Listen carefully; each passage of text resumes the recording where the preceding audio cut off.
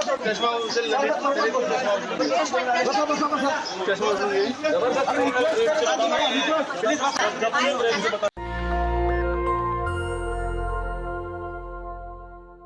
तस्वीरें देख लीजिए। बामन मेश्राम को नागपुर में हिरासत में लिया गया, उनको कस्टडी में लिया गया। उसके बाद ये दूसरी तस्वीर देखिए, कुछ ही घंटों बाद पुलिस ने सम्मानपूर्वक घर तक छोड़ दिया। पहली बार देश में किसी ने आरएसएस को खुला चैलेंज किया है। बहुजन समाज के लाखों लोग नागपुर में सड़कों पर उतर आए। पुलिस को बकायदा बामन मेश्राम को घर पहुंचाना पड़ा और आज सरेआम बामन मेश्राम ने ऐलान किया था कि आरएसएस सरकार चला रही है, प्रधानमंत्री मुखौटा है और अगर किसी का मुंह खुलवाना है तो उसका नाक बंद करो। और ये बात सच साबित हो गई है कि आरएसएस सरकार चला रही है। कैसे? पूरा वीडियो देखिए, आपको पता चल जाएगा। नमस्कार, मैं शंभू कुमार सिंह और आप देख रहे हैं नेशनल दस्तक। सोचिए, कल आरएसएस प्रमुख मोहन भागवत ने विजयदशमी पर कहा कि आप नौकरी मत मांगिए, नौकरी के पीछे मत भागिए। दूसरी बात उन्होंने कही कि आप अंग्रेजी मत पढ़ाइए अपने बच्चों को। दिलीप मंडल ने सबसे बड़ा सवाल उठाया है, लालू यादव ने सवाल उठाया था। बामन मेश्राम ने 15 दिन पहले ऐलान कर दिया था कि हम आरएसएस दफ्तर का घेराव करेंगे जो नागपुर में है। लाखों बहुजन जुटे हुए थे। अशोक विजयदशमी का कार्यक्रम था दीक्षा भूमि पर, टीवी अखबार दिखाएगा नहीं। लाखों की संख्या में बामन मेश्राम की माने तो लगभग 2.5 लाख उनके समर्थक पहुंचे थे नागपुर। बामन मेश्राम का ये कहना है। उसके बाद वो लोग आरएसएस दफ्तर को घेरने निकले। पुलिस ने बामन मेश्राम को हिरासत में ले लिया, जगह जगह पुलिस ने बैरिकेड कर दिया। लेकिन चूंकि आरएसएस के जो लोग हैं वो नहीं जानते हैं कि बामन मेश्राम के समर्थक जो हैं वो कॉन्स्टिट्यूशन को मानने वाले हैं, संविधान को मानने हैं। पूरा बहुजन समाज संविधान को मानने वाला है। बामन मेश्राम को पुलिस ने कस्टडी में लिया, आराम से बैठाया, उसके बाद उनको सम्मान तरीके से घर छोड़ दिया। लेकिन इसके बाद कई सवाल खड़े होते हैं। सोचिए, डर सबको लगता है, गला सबको सूखता है। आखिर आरएसएस प्रमुख मोहन भागवत तमाम सवर्ण समाज के हिंदुओं को क्यों नहीं कहते हैं कि अपने बच्चों को अंग्रेजी मत पढ़ाओ? क्या तमाम सवर्ण समाज के वो लोगों को कह रहे हैं, सवर्ण हिंदुओं को कह रहे हैं कि नौकरी मत मांगो? इस पर तो हम एक अलग वीडियो बनाएंगे, लेकिन अभी बामन मेश्राम से जुड़ी सारी खबरें जान लीजिए। लगातार 15 दिनों से बामन मेश्राम ने ऐलान किया था कि हम आरएसएस दफ्तर का घेराव करेंगे। तड़के सुबह उन्होंने मार्च करना शुरू कर दिया। उसके बाद बामन मेश्राम को हिरासत में लिया गया। मेरे साथ तस्वीरें देख रहे हैं। लाखों की संख्या में बामन मेश्राम के समर्थक सड़कों पर थे। बामन मेश्राम के हिसाब से 2.5 लाख लोग जुटे थे। कल बारिश हो गई थी 5 अक्टूबर को, उसके बाद भी काफ़ी संख्या में लोग थे। उसके बाद बामन मेश्राम को हिरासत में ले लिया गया। हिरासत में लेने के बाद उनके जो समर्थक थे वो उग्र हो गए, बयान देने लगे और वो लगातार नागपुर आरएसएस दफ्तर की तरफ बढ़ रहे थे। उसके बाद हिरासत से ही पुलिस के कहने पर बामन मेश्राम ने एक वीडियो जारी किया। आखिर पुलिस कस्टडी में वीडियो बनाना मतलब पुलिस की सहमति होगी। उसके बाद बामन मेश्राम ने अपील की कि हमारे जितने समर्थक हैं, जितने बाम सेफ के जो कार्यकर्ता हैं, वो डेमोक्रेसी को मानते हैं, वो संविधान को मानते हैं। हम उनसे अपील करते हैं कि वो अपने अपने घरों को लौट जाएं और पुलिस की जिम्मेदारी है कि वो उनको घर लौटने दे। ये वीडियो सुन लीजिए। उसके बाद बामन मेश्राम के समर्थक जो है वो वापस घरों की तरफ लौटने लगे। लेकिन ये हुजूम देखिए, ये जनसैलाब देखिए।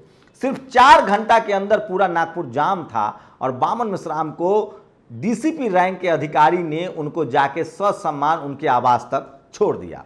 तो सवाल है कि ये बहुजनों की ताकत है, ये संस्थाओं की ताकत है, ये बहुजन एकजुटता की ताकत है। अगर आपके पास ताकत नहीं होगी, सोचिए इस देश में क्या हो रहा है।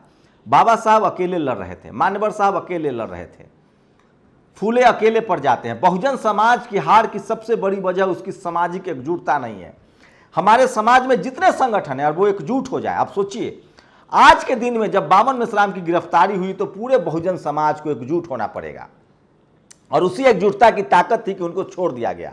रावण की गिरफ्तारी हो, सोचिए आपकी एकजुटता नहीं थी, ओबीसी की एकजुटता नहीं थी, बहुजन एकजुटता नहीं थी, लालू यादव को जेल में डाल दिया गया। हमें रोज धमकियां दी जाती है। जिस दिन इस देश का बहुजन समाज एक दूसरे का हाथ पकड़ के हाथ थाम लेगा, ये वीडियो जो देख रहे हैं, इस तरह से रैली धरना प्रदर्शन शुरू कर देगा डेमोक्रेटिक तरीके से, किसी सरकार की हिम्मत नहीं है कि आपको जेल में डाल देगा, क्योंकि आपकी संख्या 90% है। बस ख्याल रखना है कि आप डेमोक्रेटिक रहिए, संवैधानिक तरीके से अपने प्रोटेस्ट को कीजिए। तो नागपुर में बामन मेश्राम को जिस तरह से हिरासत में लिया गया, जिसके बाद उनको जिस तरह से ससम्मान रिहा किया गया, इससे साबित होता है कि अगर बहुजन समाज के लोग एकजुट हो जाए, आज के दिन में आप किसी पार्टी से हो, किसी दल से हो, किसी संगठन से हो, अगर आपने बहुजनों की एकता नहीं दिखाई तो बारी बारी से सब मारे जाएंगे। सोचिए, मीडिया का कैरेक्टर समझिए, लाखों लोग नागपुर में आरएसएस दफ्तर का घेराव करने गए, कोई अखबार नहीं दिखाया, इक्का दुक्का लोकल वहां के टेलीविजन चैनलों ने दिखाया है।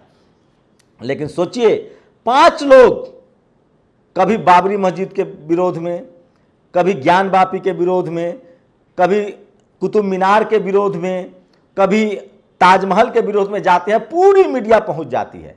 कल 1 दर्जन लोग भी नहीं थे जंतर मंतर पर, तमिलनाडु के एमके स्टालिन के विरोध करने गए थे, दर्जनों मीडिया थी।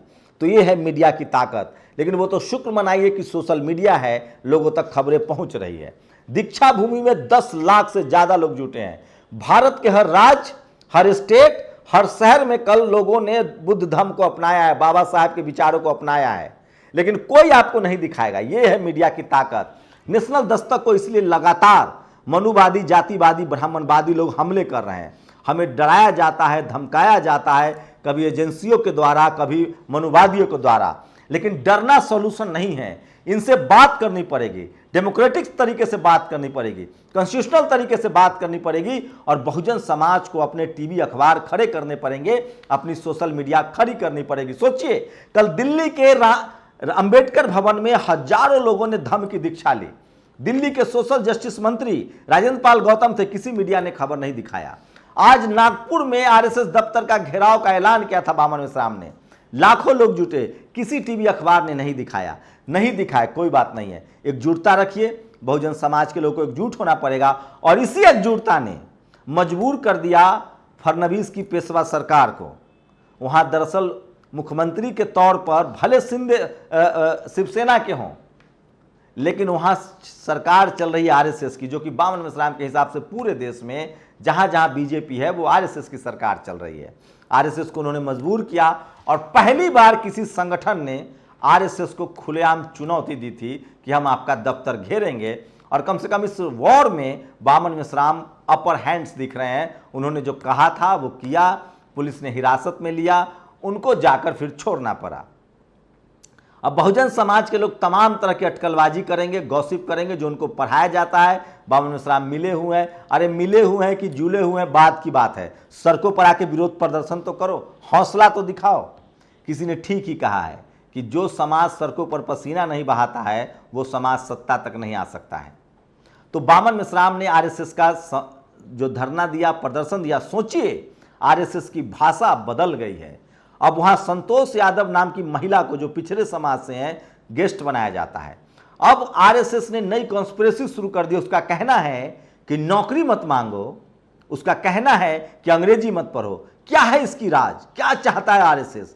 क्या आरएसएस इस देश के सवर्ण हिंदुओं के लिए अलग सोचता है और बहुजन हिंदुओं के लिए अलग सोचता है? जाट, मराठा, पटेल, गुर्जर, किसान, यादव, कुर्मी, कोयरी, इन तमाम जातियों में जिसको बांट रखा है, जिसको बाबा साहब ने जनरल और ओबीसी का दर्जा दिया है, शेड्यूल कास्ट माना है, क्या उन हिंदुओं को कहा जा रहा है कि नौकरी मांगना छोड़ दो? क्या है इसके पीछे कॉन्स्पिरेसी? अगली वीडियो में देखिएगा।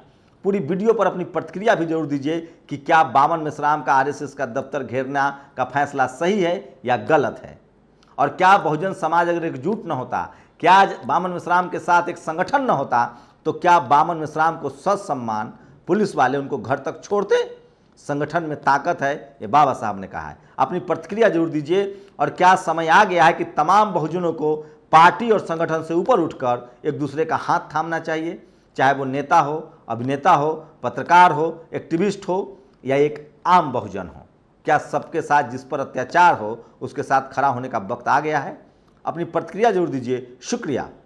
नेशनल दस्तक की आपसे गुजारिश है कि अगर इसको बचाना चाहते हैं तो नेशनल दस्तक को सब्सक्राइब करने के लिए रेड कलर के सब्सक्राइब बटन को दबाएं, फिर बेल आइकन की घंटी दबाएं। नेशनल दस्तक को बचाने के लिए बहुत जरूरी है कि हर खबर को शेयर करें, लाइक करें, कमेंट जरूर करें।